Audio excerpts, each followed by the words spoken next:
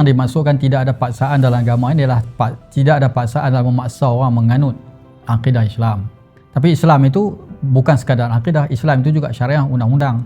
Apabila sesuatu jadi undang-undang, tujuan undang-undang diwujudkan adalah untuk menjaga keselamatan, kestabilan, keserasian, keamanan dalam masyarakat. Jadi apabila undang-undang itu telah digezet menjadi undang-undang, sama ada rakyat itu bukan Islam ataupun Islam, dia wajib patuh pada undang-undang. Sebab undang-undang itu tujuannya untuk menyusun sistem kehidupan.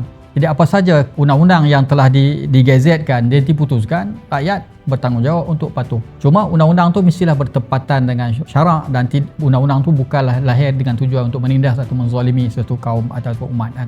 Konsep tidak ada paksaan dalam agama tu adalah tujuannya supaya umat Islam atau manusia tu memeluk Islam dengan kefahaman. Kita tak terima ibadat orang yang tak ikhlas. Hatta orang Islam pun kalau dia beribadat kepada Allah tapi tak ikhlas, Allah tak terima. Begitu juga orang bukan Islam, kalau masuk Islam, kalau tak ikhlas, kita tak terima. Tidak ada keikhlasan di dalam agama tu, nama dia munafik, berpura-pura. Jadi Islam ni tidak mengiktiraf orang yang berpura-pura. Sebab itulah Islam menerima orang masuk Islam dalam keadaan dia faham, dia redha, dia jelas untuk menganut Islam. Tidak ada paksaan dalam agama. Begitu juga dalam perlembagaan kita memberi hak kepada masyarakat untuk menganut apa anutan yang dia faham.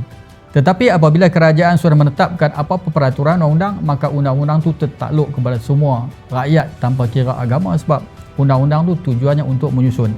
Dalam aspek rumah ibadat, hari ini orang bincang tentang rumah ibadat. Sebenarnya umat Islam juga dalam fatwa Islam tidak sah beribadat dalam surau kalau tanah surau itu tanah rampas. Tidak sah ibadatnya beribadat di tempat yang dia rampas. Pakaiannya tu pakaian curi. Mana apa saja yang ada pada pakaian curi, makanan dia pun curi, haram. Allah tak terima doa orang yang dalam darahnya ada benda haram, pakaian benda haram. Maksudnya ibadat dia sah tetapi tak terima, dia tak dapat pahala. Begitu concernnya Islam di dalam memastikan umat Islam itu hidup bertepatan dengan syarak. Kerajaan Malaysia ataupun majlis agama akan memastikan surau itu adalah surau tanah tu diwakafkan untuk buat surau. Baru mereka beri kebenaran untuk membinakan surau atau masjid. Dalam membina rumah ibadat, umat Islam telah menyusun tentang peraturan-peraturan yang boleh dan perlu untuk memastikan keadilan dan tidak ada siapa yang dirampas haknya. Berkaitan dengan rumah ibadat tempat orang bukan Islam ini, maka mereka juga tertakluk dengan undang-undang, peraturan.